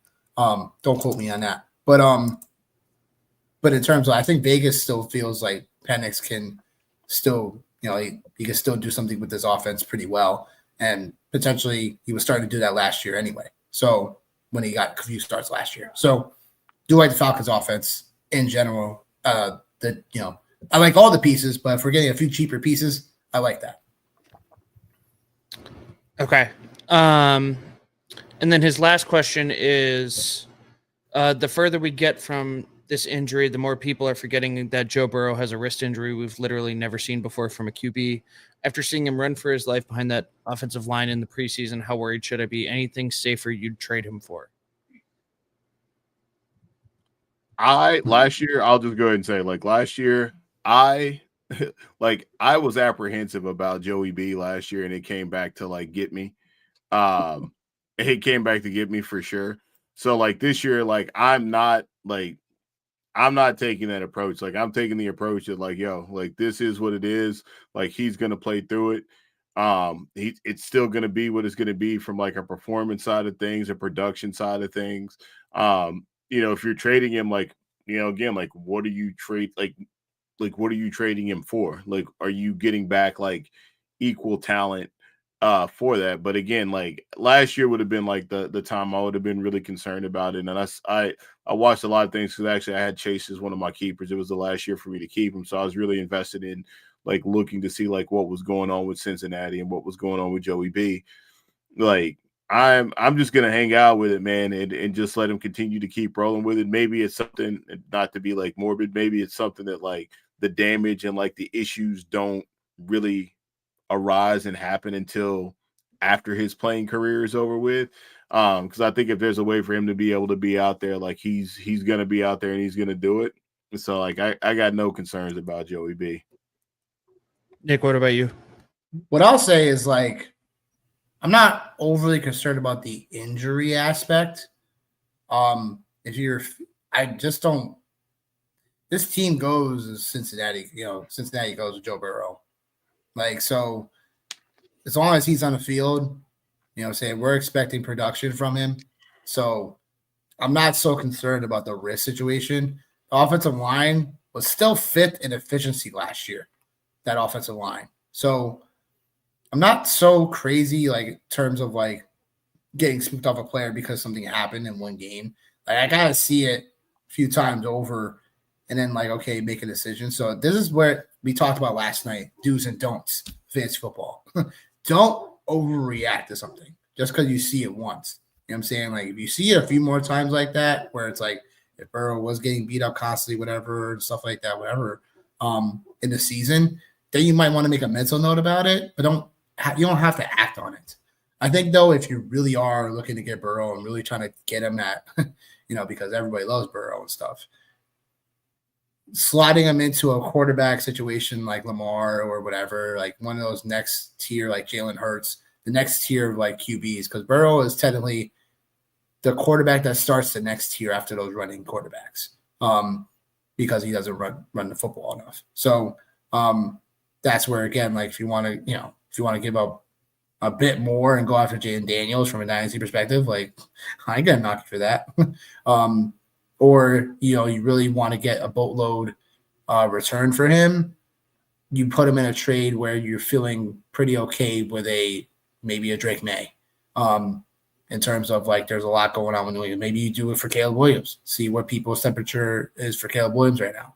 Because John has said it before, because that's one of his guys this season. But it's 100%. also what I'll say also is that there's so many good things that are happening for that Chicago offense. So it's like if you're really spooked about Burrow, which I don't think you should be, because again, Cincinnati, they go as Joe Burrow goes. So I wouldn't be so spooked about the hand injury at this moment in time.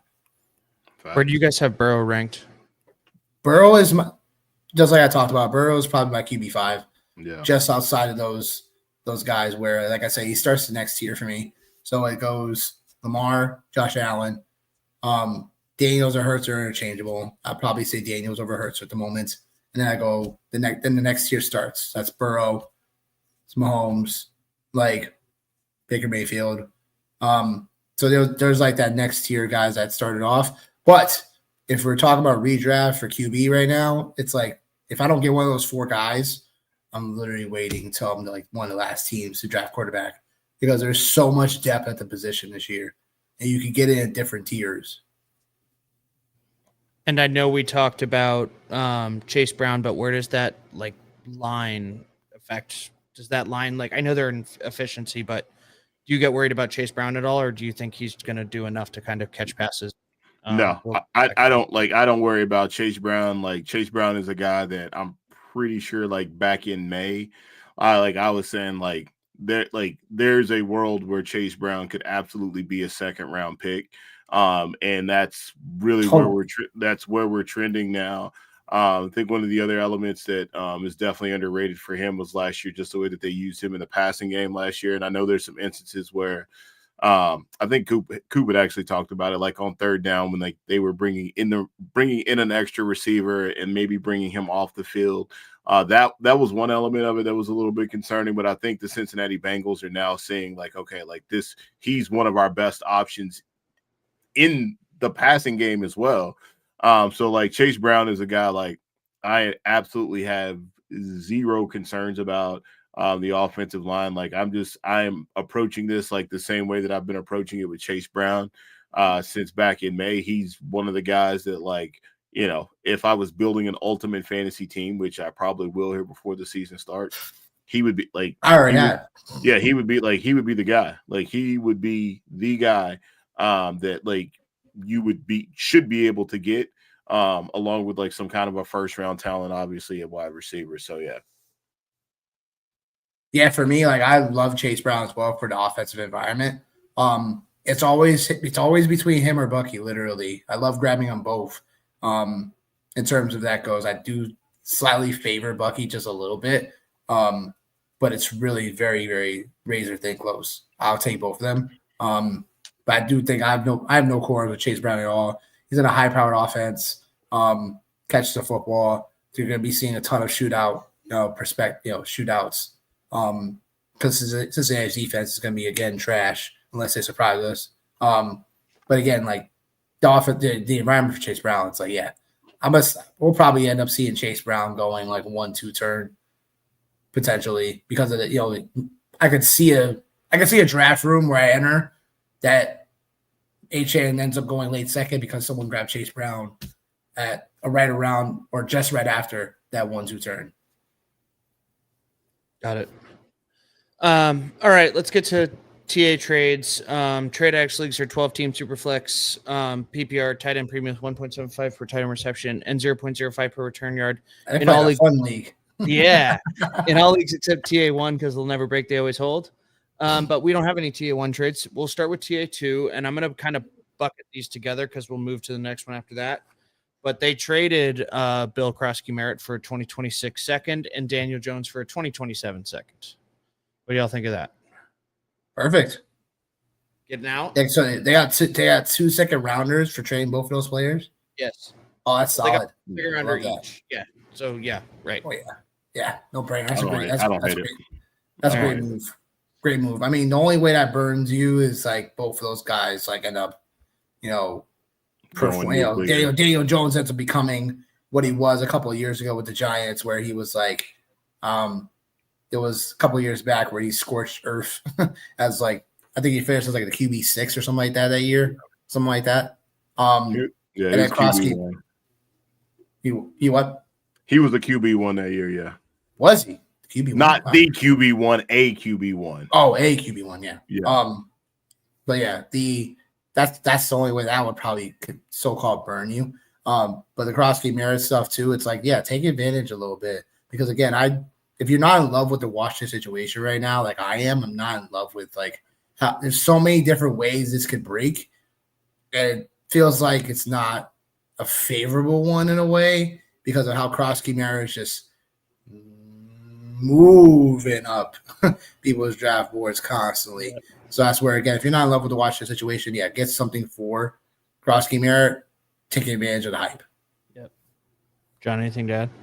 No, I like it for both ways. I definitely like it a lot more for the Daniel Jones side of things than the Bill side of things.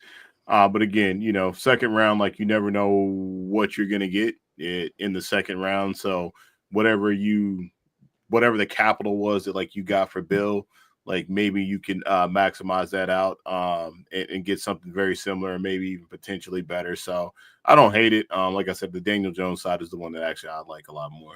Yeah. I think the Bill thing is going to be an interesting experiment. And the last time I think we saw this in Dynasty was Puka, because no one totally believed Puka was like the wide receiver one in LA until he was, right? They thought Cooper was going to stay and take over. So everyone was trying to ride out his value until they quit.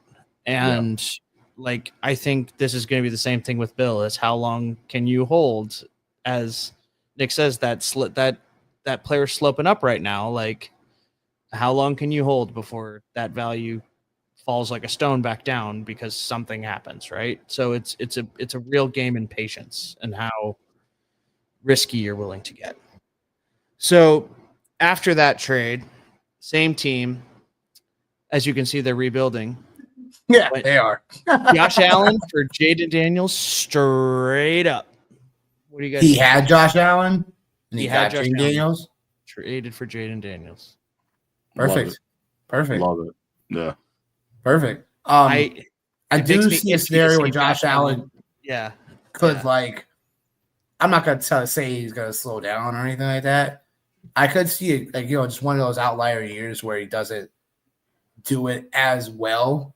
You know what I'm saying? But it's like, you know, where like he could be interchanged. Like he's going like he's like probably the second QB that goes off the board in redraft.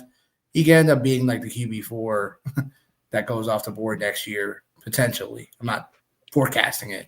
I can just see a scenario that could happen just because he's a few years more older than Daniels. So again, that's a smart play in general, straight up. Because even if you tell me Jaden Daniels not gonna have the so-called, he's gonna have a sophomore slump year this year, whatever, I still would do that trade now because you're not gonna be able to get that the year prior, the year next. I like it. I like it because I think obviously we know what Jaden Daniels brings, like his upside in the rushing game. And one of the things like we're starting to see the slight decline of rushing attempts for Josh Allen, which we had talked about earlier. Like you had mentioned, like he's got to stop taking like a lot of those like front facing hits. So like Jaden Daniels is in the peak of his career as far as being able to maneuver like that. And then two, like, excuse me, I think too, just seeing what the Commanders are willing to do, like right now, like the Commanders are currently moving towards the same status that the Buffalo Bills have, pushing all their chips to the table, bringing in players, bringing in linemen, bringing in the best of the best that they can get. So I think like as crazy as it sounds, I still don't think we've seen the best of Jaden Daniels yet, where I think like the best of Josh Allen, like we're seeing it. And like maybe it's kind of starting to maybe slightly decline. I'm not going to say like an outlier, but like, hey, like a slight decline for him is, you know, maybe he finishes the year, you know, QB4 or QB6 versus, you know, QB2 or QB3. Mm-hmm. Yeah, I like the trade too for rebuilding, especially. I think it would make anyone nervous to trade Josh Allen away, but this is the trade that does it. All right, going to TA4. Bryce Young and a 26 first for Jared Goff and Josh Jacobs. Nick, what do you think? Super flex, by the way.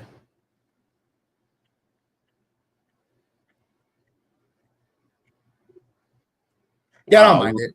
I don't mind it. I don't mind it. Somebody get this. The only reason why I thought about it was the only reason why I thought about it a little bit harder was because Bryce Young, I still think has,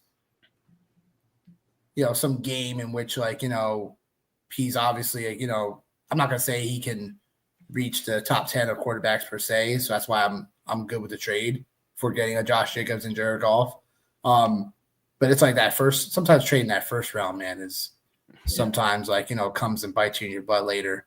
But if you're getting Goff, you're getting Jacobs, I think that's reasonable.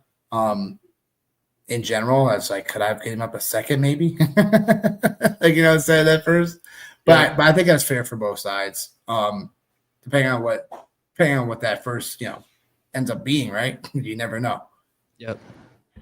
Yeah, no, I like it for sure. The Bryce Young thing, I think it, and again, we were kind of talking about it earlier, just the context of your team, but knowing that you do have a first waiting, that's a little bit refreshing to know. And then you're getting a player in Bryce Young that maybe he does take that next step. Maybe he's the guy that we should be talking about that takes the next step this season. I'm not saying that it is, but I think he left us with some very nice moments last year. And one of the things that really still sticks out to me from Bryce Young, because I was on Bryce Young last year, he was a guy I was oh yeah, I'll just wait and take him, and I'll believe that Canales can get it fixed for him.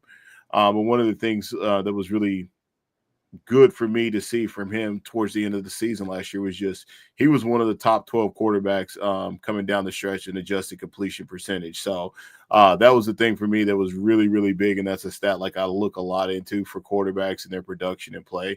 Big DFS guy, so that's kind of my DFS hack is adjusted completion percentage.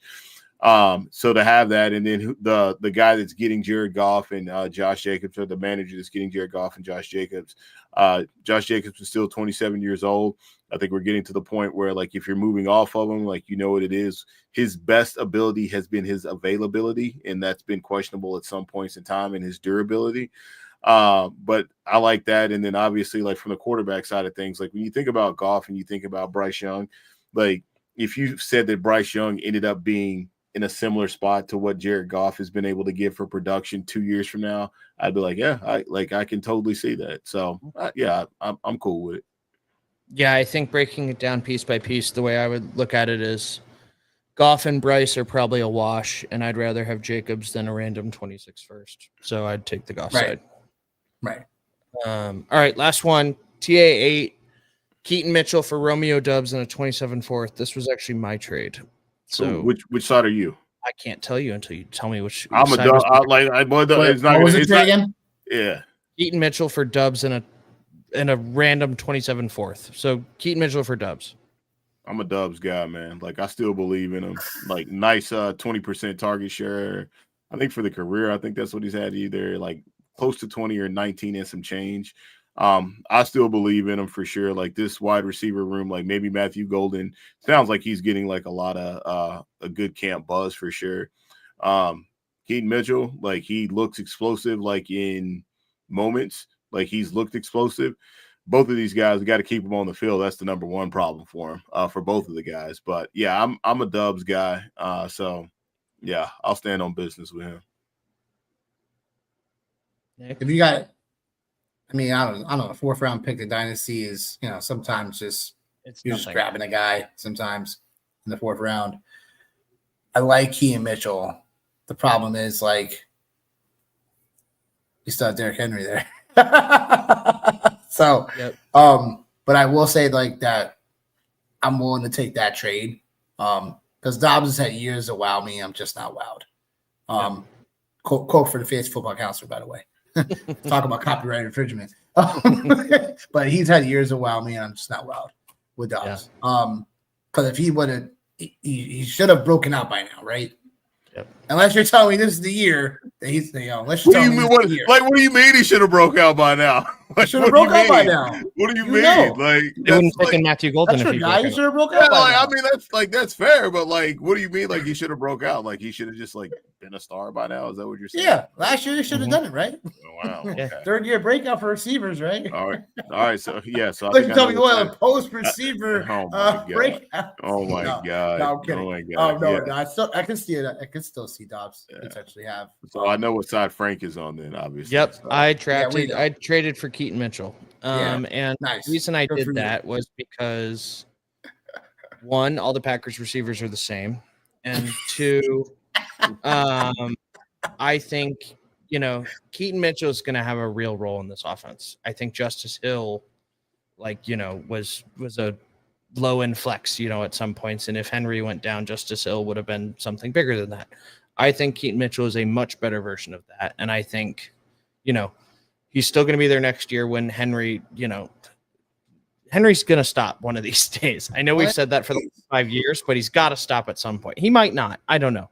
He might be a cyborg, but Keaton Mitchell's going to be there as someone to really take some of the load off. I think they can't run Henry into the ground again.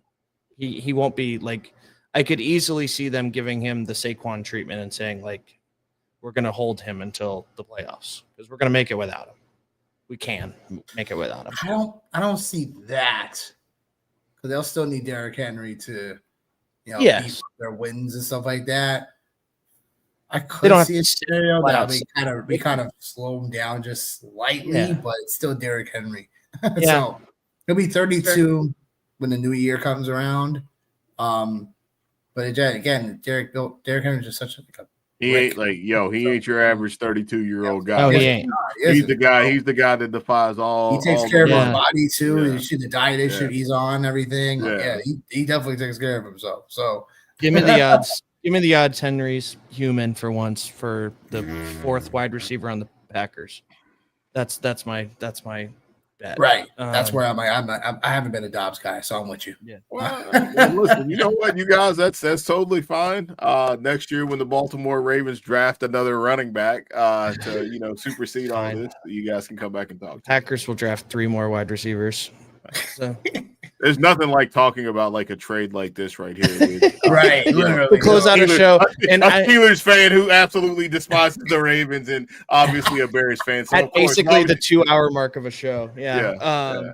Love it. On that note, that will be the end of our show sheet. So that's going to be the end of our show. Thank you, boys. Appreciate it. Before we head on out of here, why don't you drop who you are, what you do, and where they can find what you do. Drop all the socials and everything again. You see it right here at Johnny Main 37185. You can find me on the X. You can find me on the Tubes of Views. You can find me on Blue Sky. You can find me on the TikToks as well. You can also find obviously me and Nick on our YouTube channel, the DA Fantasy Football Show. This coming up week, we got a banger. We got the homie Rich Rebar coming on to hang out with us for sure. So if you have not drafted and you're looking to get the little edge on your hometown league mates, come on over, drop through, ask us some questions. We'll get y'all hooked up so that way y'all can get off to a nice start in your home leagues next week. Anything Couldn't else have you got said, to drop? couldn't have There said you it go. any better. All right. Yeah, everyone go check out their show. I've been invading their chat every once in a while. Come in and hang out. It's a good show. Everyone should go check it out, especially with Lord Rich Rebar there next week. So everything's gonna be awesome. And these guys can Spread put the some word. Tell all your Yes. friends and family that Rich Yes. Rebar coming to our channel. Yes. He fucks- and I and then have almost said the them F word. tell them. Yeah, exactly. Because he messes with us hard. Yes, absolutely. Our stuff, patreon.com/TreyXPod. We aren't always live on YouTube. You can watch us while we record if you're a patron. We also have our Discord chat, the Cool Kids Club. Obviously, a lot of trades going on in that. I'm Frank in the chat on all socials. And obviously, just the most important stuff, Fantasy Cares. End of summer giveaway, I think, is in a couple weeks. Fantasy Eliminators are out, and the Fantasy Survivor Pool is out. And, yep. Everyone go get the merch. The merch is out. Stay dripped. Yeah, everything's awesome in the Fantasy Cares world right now. And I think that's all I have. So as Russ Fisher always told us, if you have a trading problem, you're never alone. Good night, everybody.